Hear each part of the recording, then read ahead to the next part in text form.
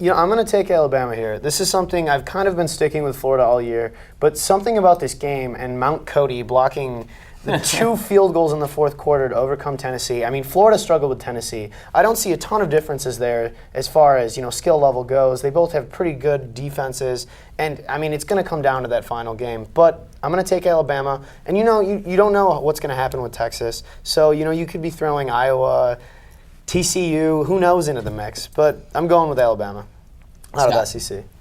I like Alabama as well, with the exception of this Tennessee game the past weekend. They have beaten good opponents soundly. You look at South Carolina a couple weeks ago. You look at Virginia Tech at the start of the year. Right. Alabama has consistently proven that they're a very good football team, and Florida's been waffling a little bit the past couple weeks. Yeah, well, and you brought up Texas, Andy, earlier. They have to play at Oklahoma State this weekend, which should be a significant test. Oklahoma State with only the one loss to, of all teams, Houston. But Houston's having a good year. Whatever. That was a close game as well, including 2 deflections. Crazy game. Deflection, interception, returns for touchdowns against Oklahoma State. So they would like to have a couple bounces back their way. But let's talk BCS busters now. I know everyone and their brother loves the BCS, so we're not going to talk about the fairness or unfairness of that.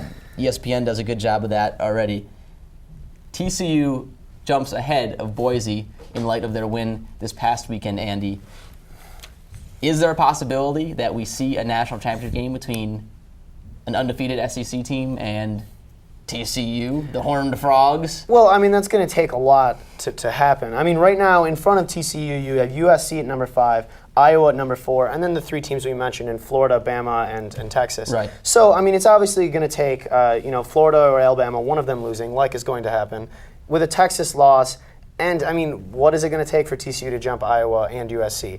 That's the answer to your question, and I think it's going to take a lot. So, therefore, with only one good game left on the schedule in Utah for TCU, I just don't see it happening. What about perhaps both TCU and Boise at least getting BCS bids, Scott?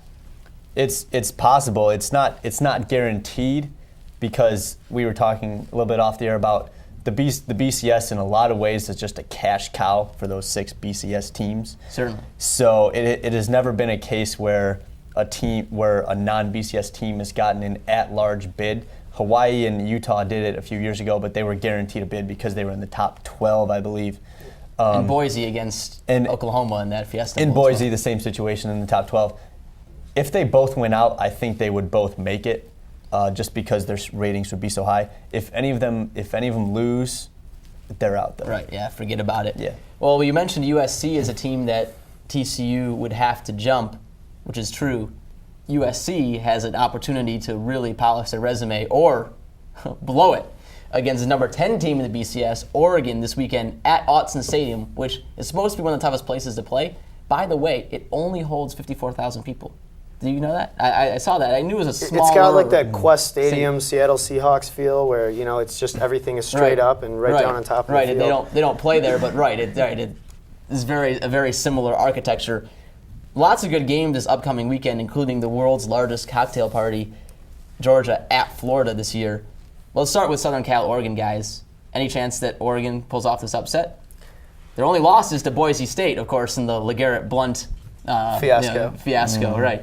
To answer your question, no. I don't think it's going to happen. Matt Barkley is steadily improving, I feel. He had a decent enough game against Oregon State. And 42 points. Yeah, I mean, you have Adam Bradshaw breaking out in that game over Joe McKnight. They got running backs to throw in left and right. I just don't see Oregon pulling it together to win this game. I think Oregon's got a good shot. The only question is which team is going to show up, because I really don't think the team that showed up against Boise State is the same team that showed up the past couple weeks, because Oregon's been playing very well the past couple weeks, but are they going to lay an egg like they did against Boise State? USC, they only beat Oregon State 42-36 last weekend. Oregon State's okay, but they're not nearly as good as Oregon will be. So if I were going to pick, I'd pick Oregon, but it'll be a close one, I think.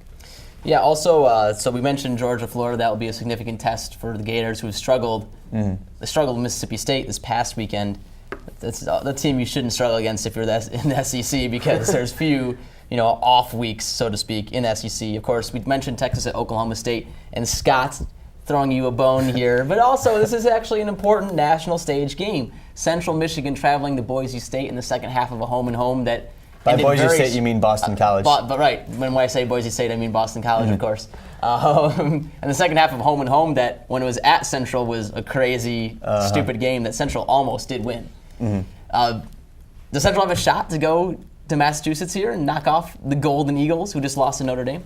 Okay, before I talk, I would like to say that both of my parents are Central Michigan alumni, and I therefore have been a Central Michigan fan most of my life, and still am.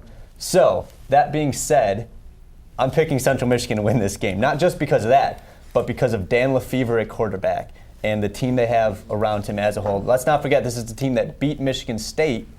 Boston College isn't fantastic. This is a very big game for Central Michigan on the national stage. They're going to have a point to prove. I think they're going to go to Massachusetts and win this football game. I really do.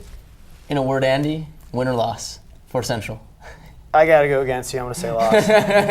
Fair enough. That seems to be the common consensus, but it would be a heck of a game if Central does pull it off. We have to go to commercial break, but coming back on the other side, we're going to take a look at the rest of the season and also how Michigan will fare against their upcoming opponent, Illinois.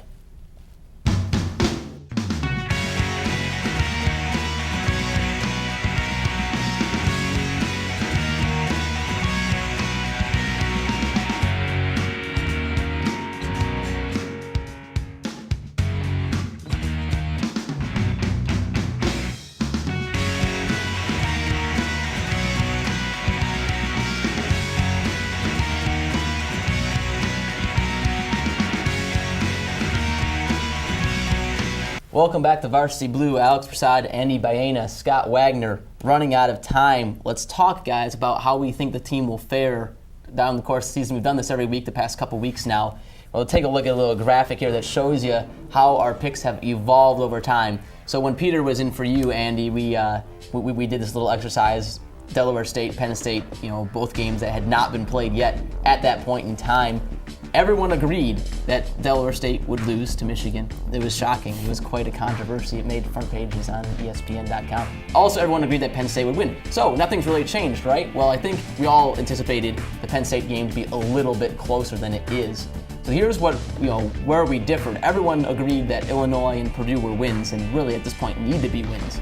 Wisconsin and Ohio State, there was some fluctuation there. You'll note that Scott now has Michigan losing to Wisconsin, but still has them beating Ohio State. Andy, you have a win against Wisconsin, a loss to Ohio State. So it seems like I'm still the most pessimistic, thinking the team will go 7-5. We'll start with you, Scott, to defend your pick. You flip-flopped on the Wisconsin pick, but still, you still think Michigan has a good shot to knock off Ohio State at the Big House. Yeah, in the Wisconsin pick, I obviously didn't think Michigan was going to look as bad as they did against Penn State, so that's why I'm switching to Wisconsin.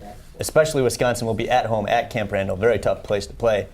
I still like Michigan against Ohio State, though. I still think at home against an Ohio State team that has been struggling offensively before they put up 38 against Minnesota, I still am going with that Michigan pick against Ohio State. I think they're going to win.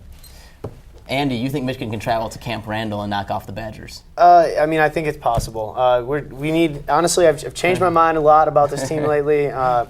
Need some time to think about it, but it's possible. I'm totally riding the fence, sorry. All right, that's fine. Well, let's quickly talk about Illinois, this game upcoming. Illinois, not very good. We'll take a look at what they've done this season. They only have one win against Illinois State.